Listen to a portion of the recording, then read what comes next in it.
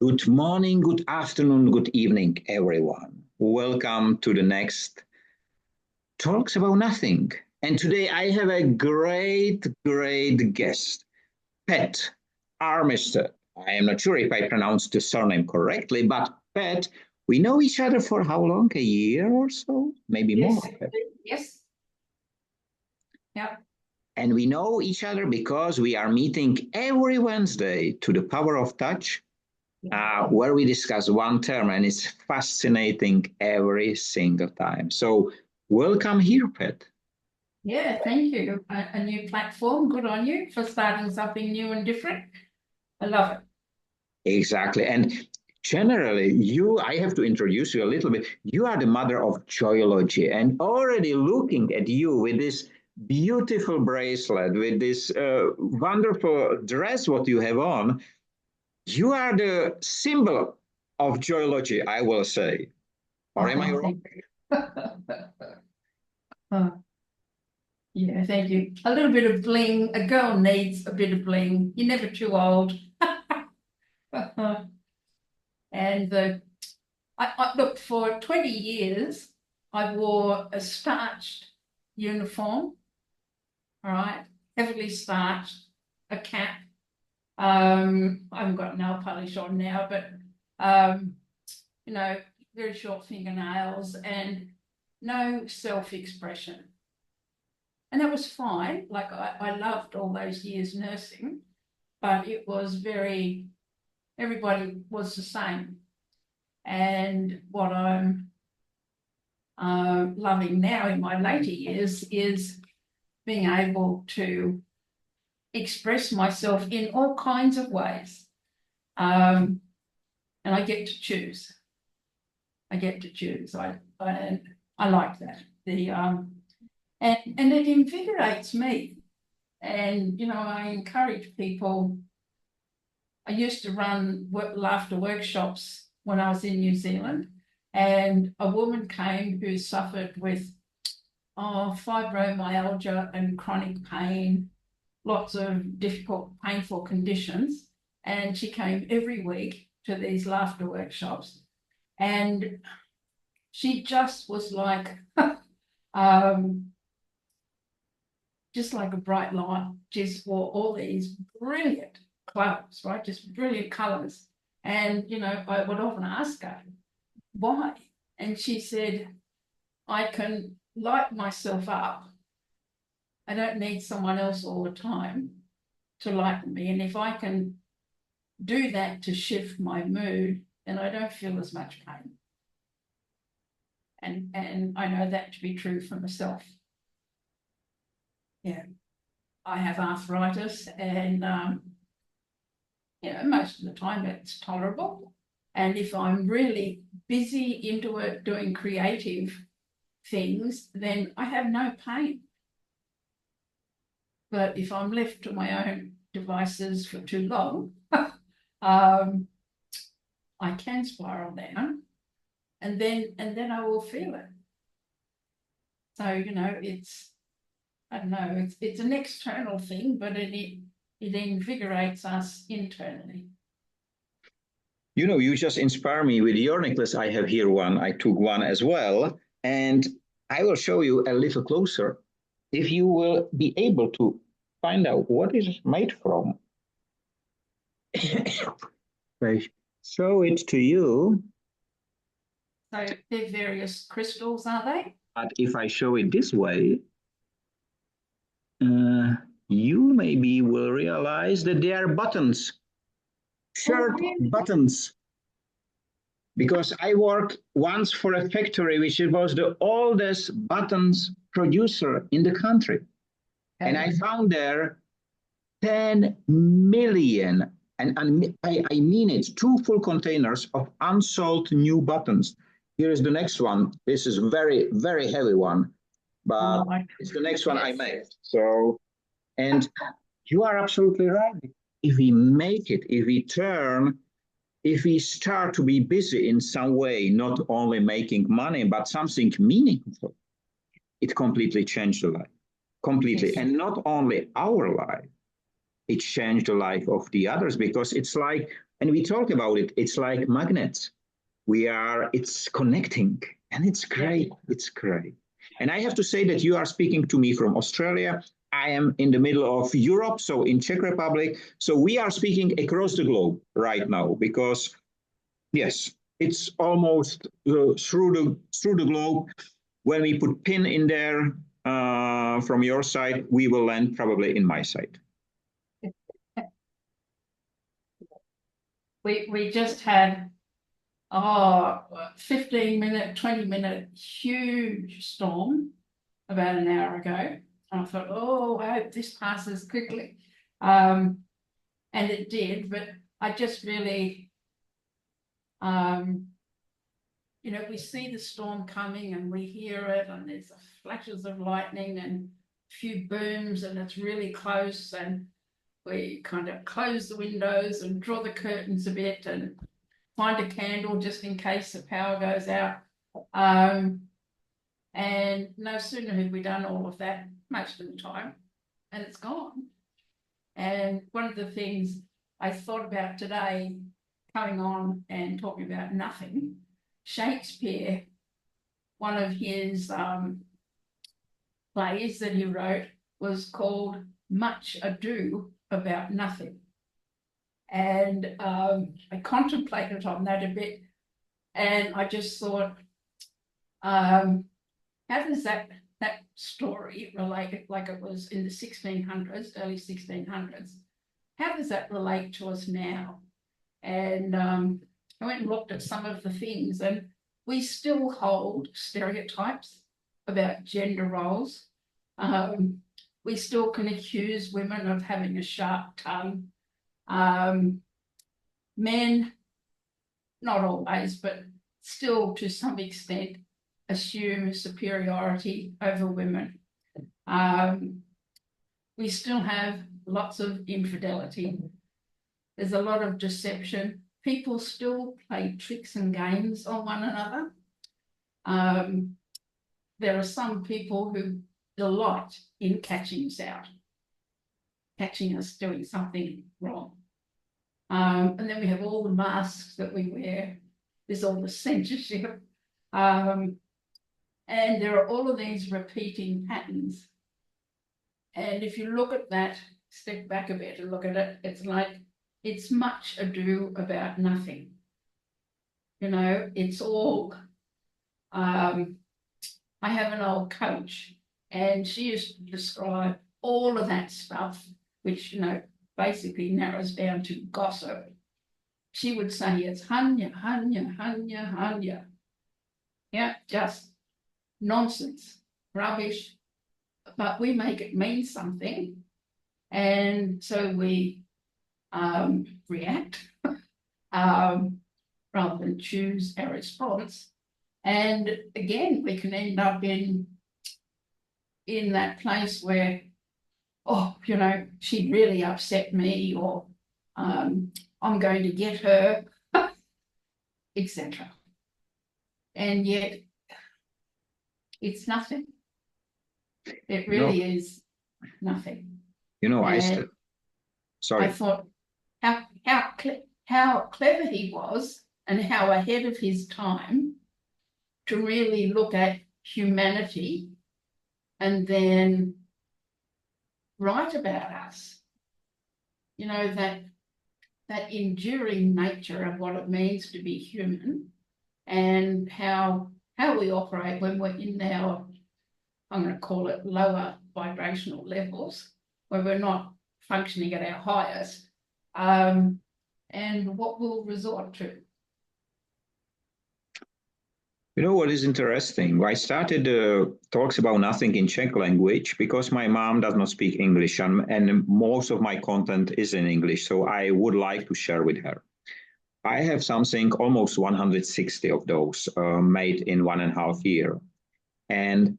But I have invited over 800 people, which means if you say to something, let's talk about nothing, many of those, sorry, the excuses are, sorry, I don't have time to talk about nothing. And the next one is, I am too busy. I am too busy. We cannot live. It's quite interesting because only the people with open mind will do it with you.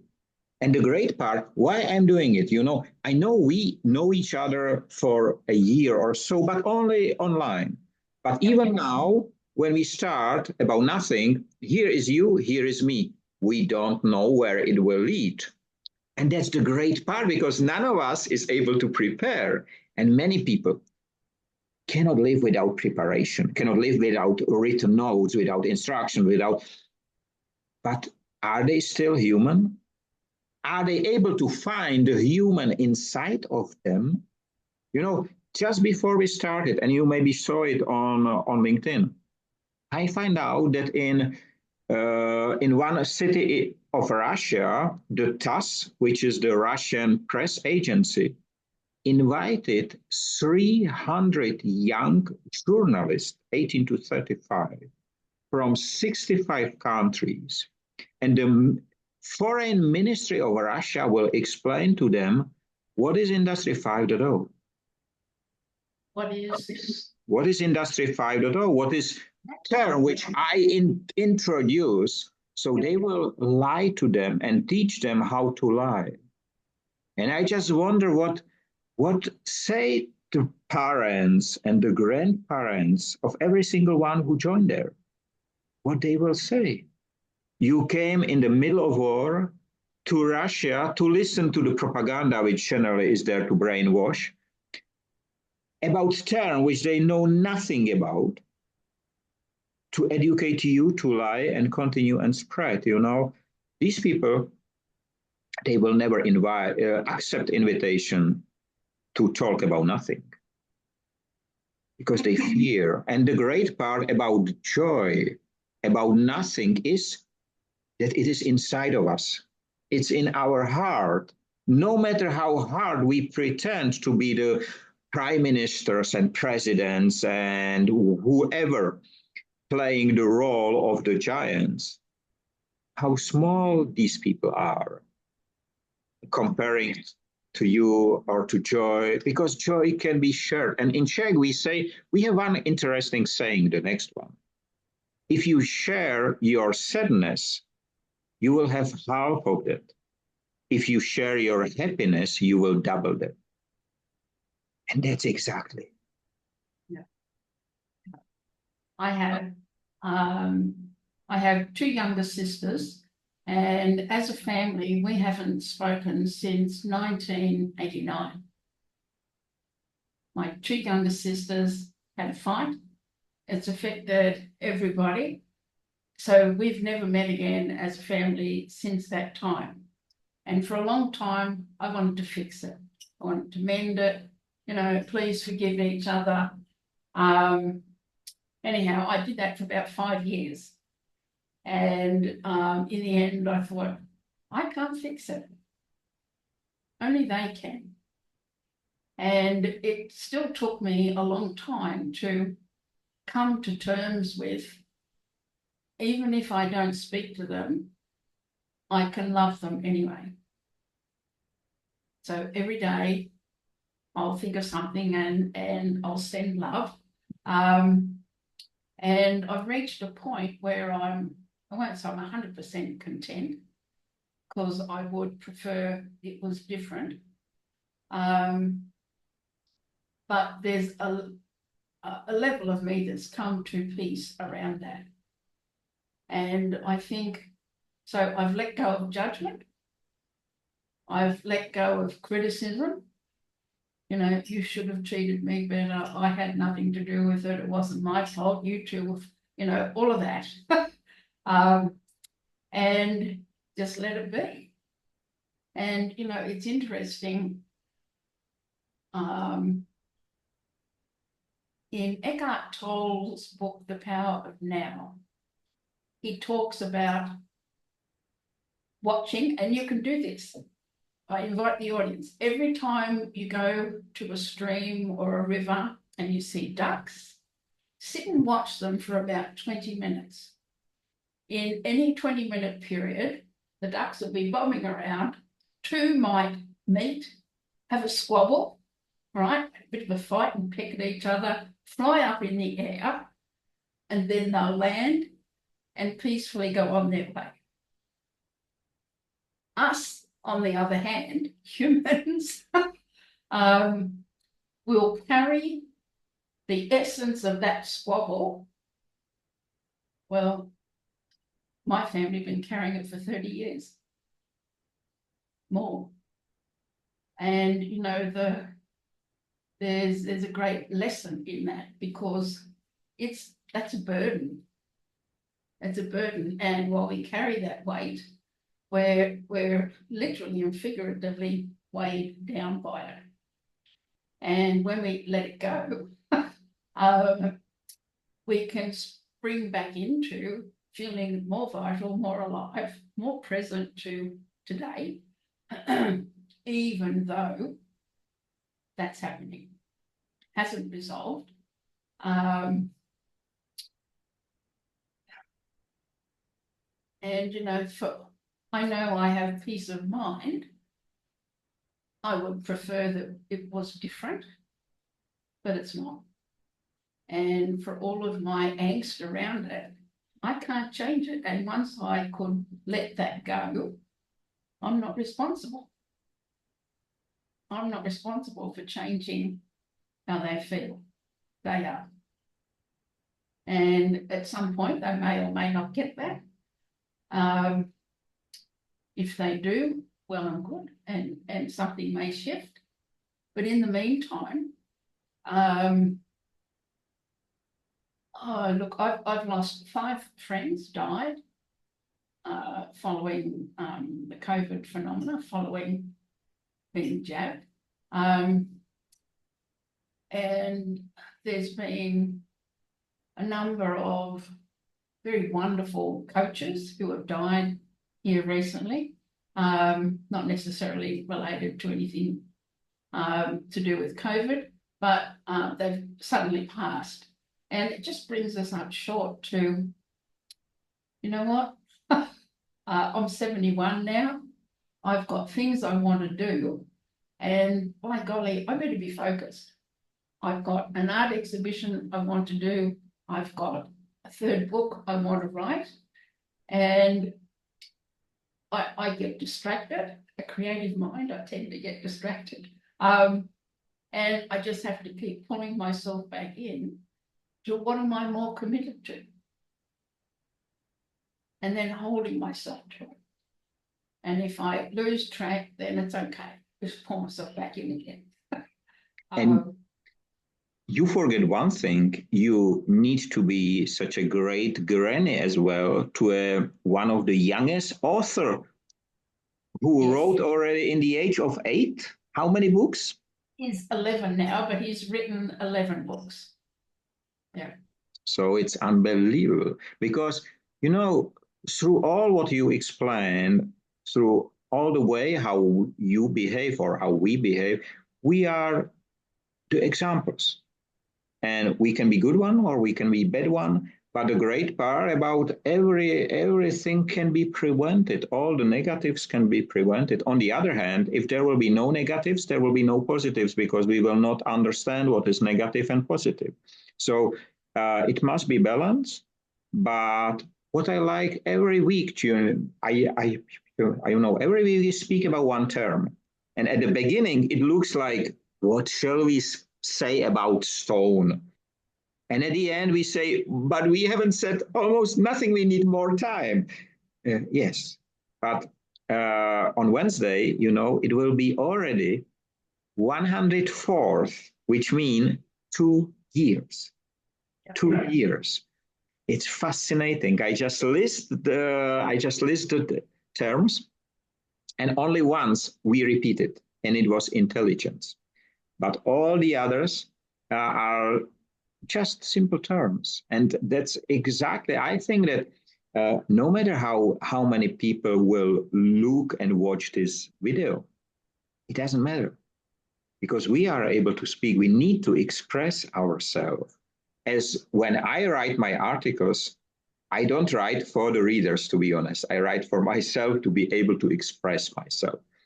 And when I meet with such a great people like you, it's it's so wonderful to meet, you know. It's so human. It's so free of any negative feelings. It's just we are here now talking. What can be nicer? Yes. Yeah. My Lachlan, my grandson, who's been on the radio show just once, he texted me on Sunday and sent a picture of a new drawing he'd done. And I have a framed photo hanging in the other room of a drawing he did, and they gave it to me Christmas when he was 1. All right, so you can imagine that drawing. And this drawing now is just remarkable. It's like, oh my goodness, you know, he hasn't, I've encouraged him a lot with all his creative expression. But here he is now with, you know, every year or two, you just see something comes through that's another level of gift being expressed. And in the schooling system, you know, boys play sport. He is a genius dancer.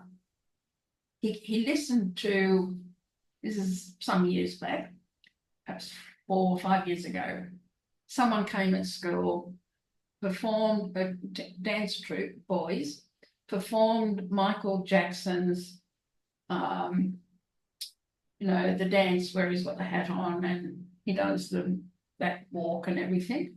And he came home and he asked us to play the song, and he did it. He'd seen it once, and he did it. And yet his won't do any of that now because everyone plays soccer and football, and no one wants to dance all right. So I'm hoping that will come back in once it gets to teenage years a little bit. I am sure it will come. You know, because of my stuttering, my doctor recommended when I was a child, she recommended to play flute, to work with my breath. So I started to play for 1 year or so. I go to a school to learn this. But then I put it away. I like the music, but I don't like the notes generally to learning about it and so on. And then when I was in the army, so about 15, 16 years later, I take the flute again and I start to play. And I play till today. This building was built 1886, so it's quite old. But there is a great hall with unbelievable acoustic. So when there is no one, I sit there and just play and I record it and put it on YouTube or whatever. And it came to me, you know, it came this knowledge which was almost forgotten. It came back, and I don't know the notes anymore. Okay, it's fine. I don't need it because I speak through the flute and I express myself. And I think he will do exactly that. He will do it in a writing. He will do it maybe in the painting as well. He will do it in a dancing. And it will bring him even more joy than if he will spend the time in a school to learn how exactly make the steps and everything. You know, I was a dancer myself. So I know that the joy was there at the beginning. And then when we reached some level of masters and so on, it was more like math. Boring. It must be exactly this angle, exactly this and that. I don't like it anymore. But today, when I listen to music, I like to move. That's the way. A friend came and picked me up on the weekend to take me. We went to an art class Friday night, and I had just been listening to a song that's often on Facebook, and they have mostly men doing a bit of a sexy dance to this song. I forget the name of the song, but it's really catchy. And I can't see. But anyway, I walked out the front gate towards her car, doing the best interpretation I could of that. And we both just killed ourselves laughing. All right, it was just hilarious. And to be able to have fun with yourself, especially living alone, as I do, it's like, well, you've got to create it. You know, you've got to create the moments, you've got to bring in. And yeah, I have people I know who don't read. And I'd be lost if I didn't read, if I couldn't have escape in a book. I'm usually reading 2 or 3. And, you know, being able to choose. I think I'll go and sit in the sun for half an hour and get some vitamin D and have a read. Or take a cup of tea outside and have a read.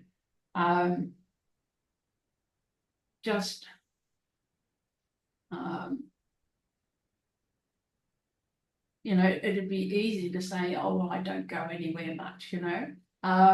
But in fact, I go to a lot of places, you know, but they're not the place to go. You know, they're not part of it's not where all the in crowd are. Yeah, it's interesting. As you describe the storm, do you know what I do when there is a storm coming and I see it coming? I take my mobile phone, put it on the window, turn the video on. And then I switch it off, put it on YouTube, because I realized that sometimes the camera sees slightly different than our eyes. There are filters and whatever. I don't do anything with these videos. And just recently on Sunday, last Sunday, I think, I put it in the morning, there was a thick fog. And when I then put it on YouTube, I was so fascinating that the fog was violet. Then it turned white and it turned blue. And it was so fascinating, which I did not notice, but I can share it with everyone, you know, and everyone can have a look. Yesterday, I don't know whether you ever saw a rabbit yawning.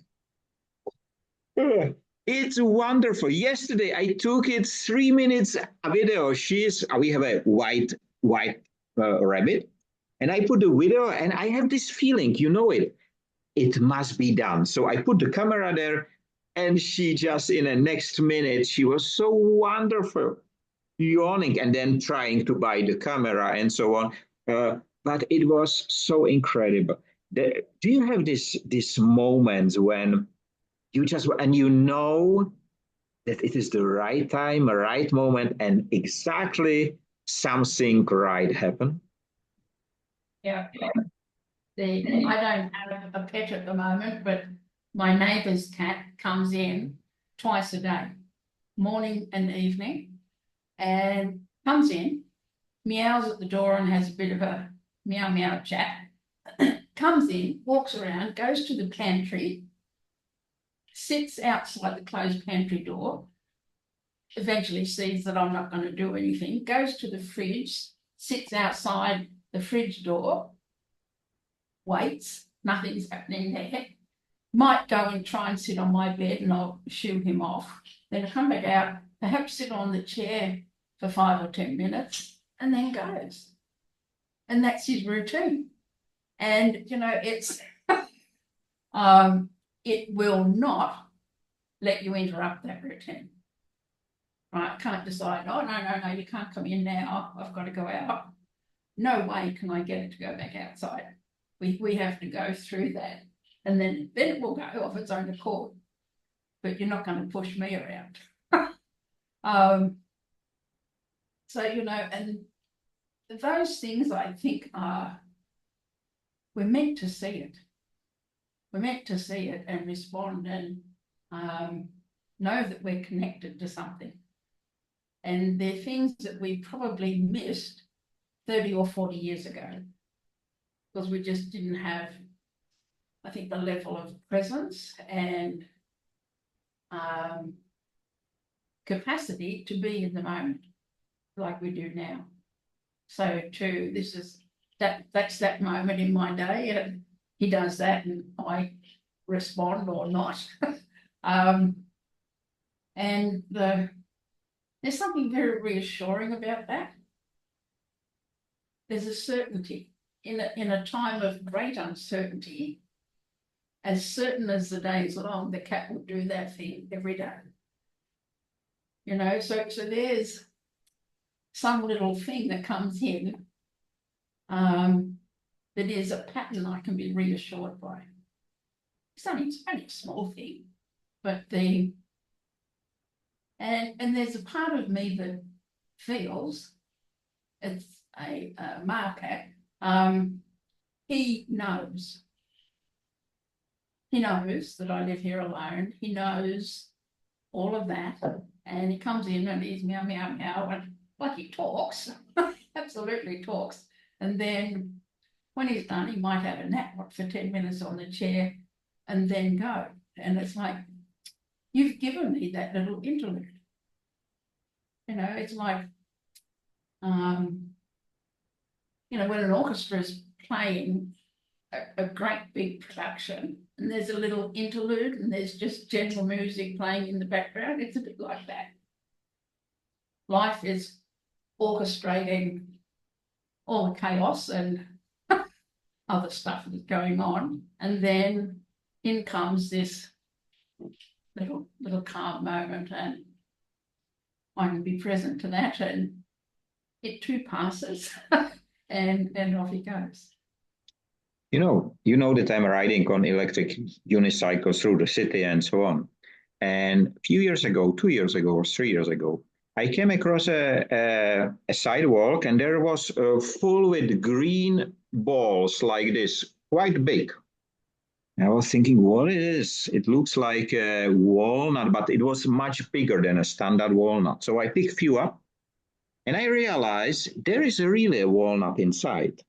But this walnut is so-called black American walnut. Is one of the hardest walnuts in the world. The shell is so hard that it's very hard to crush. It's very tasty, but it's hard to get inside. And you know, when I bring it home, I realize what it is. I try to break it. It's really hard, but I did. And since then, I pick it up because this is probably the only tree here in the city which has this. And very few people know what it is because it does not look like a walnut. It looks like a very different tree. And I gave it to everyone who said, I can open every nut. So I give it to them and say, okay, it's your turn. Try. And if I will not be riding there, it was not coincidence. And we spoke several times that coincidence does not exist. It is the consequence of our behavior. If you will not behave like you do, if you will not enjoy the life, the joyology, and so on, I'm sure the cat will not be there. Yes.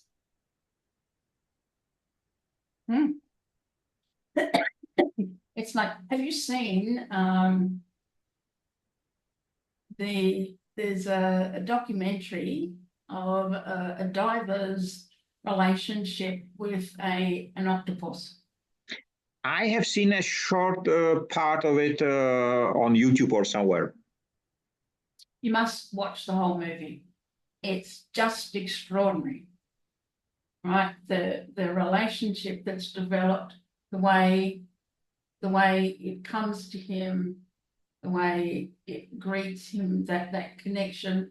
I've watched it 2 or 3 times, and each time there are little periods where I'm brought to tears. It's like, you know, we kid ourselves that, well, we don't kid ourselves, but there was a time when we didn't think that we had that level of connection with other species.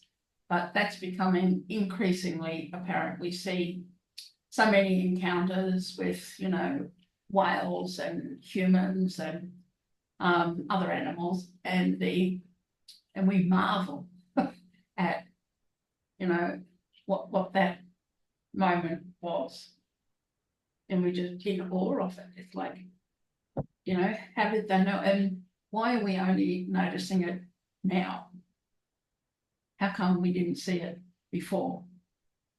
You know, 20 years ago, 30 years ago. It's increasing all the time, and I think we're not the only ones shifting and changing through this period. They all are, and they're aware of our distress. You know, they're aware of our anxieties. And with my radio show that I had in New Zealand, I had a healer on one time and a marketing guy. And the healer used to click her fingers around the people she was treating, and she could tell by the sound in the air around the person what was going on, and she could give them a reading. Always very, very accurate. And the marketing guy she was doing this on the radio, and the marketing guy said, "Oh, for goodness sake, you are echolocating like the dolphin." So, you know, you're sending out sound that is echoing off the person, and your sensitivities are so finely tuned, you can perceive what it is and give voice to what you think it is, and it's correct. Pat, 2 minutes left. Again, we did not start it yet, and it's the end already. No, it's the right thing. It's the right thing. You know, I know that there can be a lot of written on your business card, but from today on, there can be one more title. You are ONICHEMOS, which is from Czech, talk about nothing. It's ONICHEMOS. I will write it down, and you are one of the ONICHEMOS in English, and that's not just the title. You know, I would like to create a Profusion Academy. A Profusion Academy is a place where all of us will go to teach and learn at the same time. Because it is exactly the moment right now, right here, where we can take and give at the same time without feeling any pain, just joy.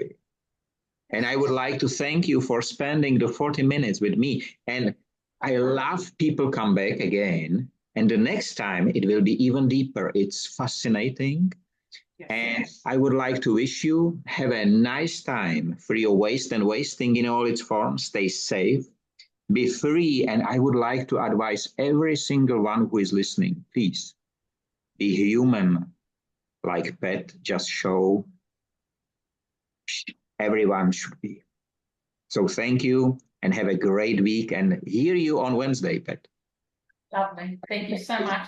And you'll have to write that word out for me. I will. I will write it right now. Thanks a lot and have a wonderful day and night. Bye-bye. Bye.